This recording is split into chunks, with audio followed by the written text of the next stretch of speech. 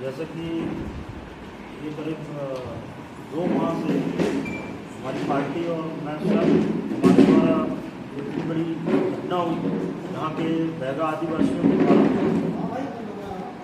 तो उसके लिए हम लोग गाँव से लेकर सब प्रशासन के द्वारा जितनी जानकारी है कलेक्ट किए, तो उसमें पता चला कि कटीले में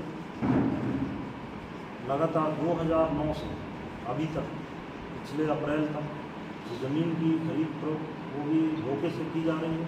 जो पिपरिया माल ग्राम पर एक 781.24 एकड़ ज़मीन एक ही गांव से ये खरीदी गई है, जो कि कटनी ज़िले के चारों आदिवासी हैं जिनके पास इतना पैसा नहीं है कि ये ज़मीन खरीद सकें, और सभी चारों परिवार गरीबी रेखा से नीचे आते हैं, जो कि प्रधानमंत्री गरीब कल्याण योजना जो राशन की योजना चलाई गई वो चारों उसका फ़ायदा भी लेते हैं। और ये मज़े की बात ये है कि उनका PM आवास राशन जितना भी फ्री की योजना है वो पा रहे हैं और गरीबी रेखा से नीचे हैं। तो जितनी ज़मीन जो खरीदी गई है एक के खाते में इन्होंने पैसा नहीं डाला, इसका मतलब या तो वो 2 नंबर में किसी के द्वारा दिया गया होगा पैसा है जो उनका सिर्फ नाम है, तो इसी को बेनामी संपत्ति के नाम से जाना जाता है मेरे ख्याल से। और जिनकी ज़मीन खरीदी गई है वो 5 से 15,000 के नाम पर, सभी को मुझे लगता है कि 60% लोगों को तो पैसा ही नहीं दिया गया। एक व्यक्ति तो ऐसा है जो 2 एकड़ रजिस्ट्री के नाम पर ले जाया गया कोई जस्सू साहू के द्वारा, वहीं का रहने वाला है, और कुछ 2-3 यादव लड़के हैं, तो वो गाँव में किसी से पहचान रखती है आजू, तो वो जाकर इनको बहला फुसला के किसी का नाम पट्टा सुधरवाना या नाम सही करवाने के नाम पर वो रजिस्ट्री करवा दी। और वो मेरा कहना ये है मीडिया के माध्यम से कि प्रशासन को इस संज्ञान में लेना चाहिए था। अभी जो घटना हुई है मध्य प्रदेश के अंदर 20,000 करोड़ की ज़मीन जो आदिवासियों की धोखे से खरीदी गई है, जो कि कलेक्टर द्वारा ही परमिशन दी जाती है, अन्यथा कोई दूसरा व्यक्ति नहीं खरीदा जा सकता, किसी के द्वारा भी रजिस्ट्री नहीं होती। तो वैसे ही ये भी 5th शेड्यूल एरिया है डिंडोरी जिला, तो यहाँ पर भी जो भले ही दूसरे ज़िले के आदिवासी हैं लेकिन इतनी बड़ी मात्रा में वो ज़मीन नहीं खरीद सकते, तो ये है नहीं। तो वो हमने वैसे कलेक्टर मैडम को भी संज्ञान में लाया हुआ और पूरी लिखित जानकारी भी दी है। ये 4 आदिवासी जो इस प्रकार हैं, रघु राज सिंह पिता श्यामलाल निवासी सुतली डिंडोरी में, इसके सिंगल के नाम पर 411.50 एकड़ ज़मीन है, जो कि 2015 से अभी तक वो खरीदा है। और इनके पूरे परिवार की टोटल ज़मीन जो है 8.22 एकड़ है और वो बंटवारा हो चुका है। ये इनके परिवार में 4 लोगों के हिस्से में उमा, रतन, रेणुका, श्यामलाल, ये 2 और 2.5 एकड़ ज़मीन इसके खुद के नाम है। तो ये इसकी आय क्या है, ये इसके आय के स्रोत और इतनी 411 इसके नाम पे कैसे करेंगे, इसकी जांच होनी चाहिए पहली चीज़। वैसे ही इनके पुश्तैनी नाम को ये जाना चाहिए कि ये इनकी जांच करें पैसे कहाँ से आए, क्योंकि मुझे लगता है कि इतनी ज़मीन की स्टाम्प ड्यूटी भी वो पे नहीं कर पाए, देखा जाए तो इसकी इनकम क्या था। दूसरे व्यक्ति राकेश पिता मोलई निवासी बरमानी बरवारा जिला कटनी, इसके पास भी लगभग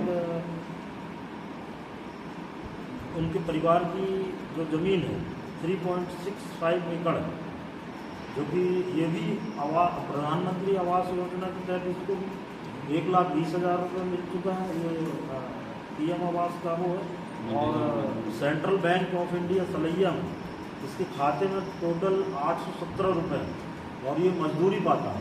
तो आप सोच सकते हैं कि 109 एकड़ ज़मीन कैसे खरीद सकते हैं। इतनी रजिस्ट्री हो गई है, जो कि अभी भी ये जांच करेंगे तो इनके खाते में पैसे नहीं हैं, तो ज़मीन के मालिक हो गए तो कैसे हो सकता है। जैसे BPL राशन कार्ड इनके पास सब है। इसने 2025 में 12 अप्रैल को परिवार ने 12 किलो गेहूँ, 18 किलो चावल, 1 किलो नमक ये प्राप्त किया है प्रधानमंत्री कल्याण योजना के तहत। तो ये इतने गरीब हैं, अब ये सोचने वाली बात है।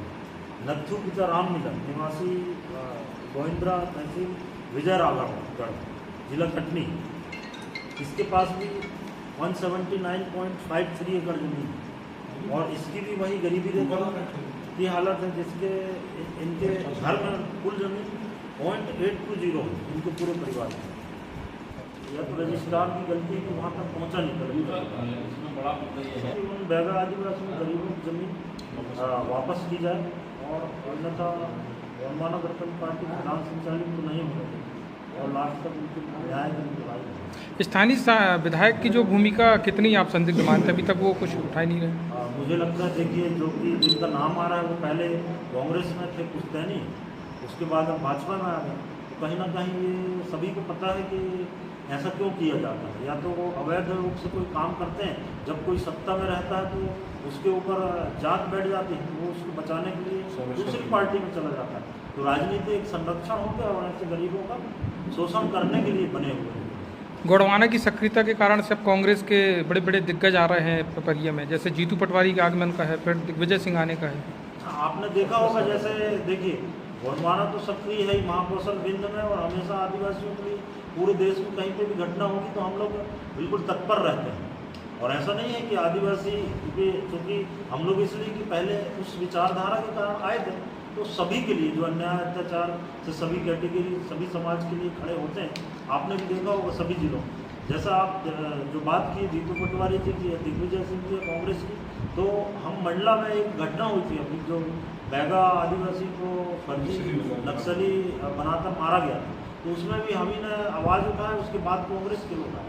मतलब इनको सबसे पहले कभी खड़े होना इन्होंने नहीं सीखा, और आदिवासियों के नाम पे जनप्रतिनिधि तो बन गए समाज के नाम पे, लेकिन ये कभी संज्ञान में पहले नहीं लेते, जब कोई आता है तब फिर लेते हैं। मतलब देखा जाए तो जनप्रतिनिधि का ये दायित्व बनता है कि समाज के प्रथम व्यक्ति को आपके लिए आपको चुना गया है, तो सबसे पहले आवाज़ उनकी होनी चाहिए।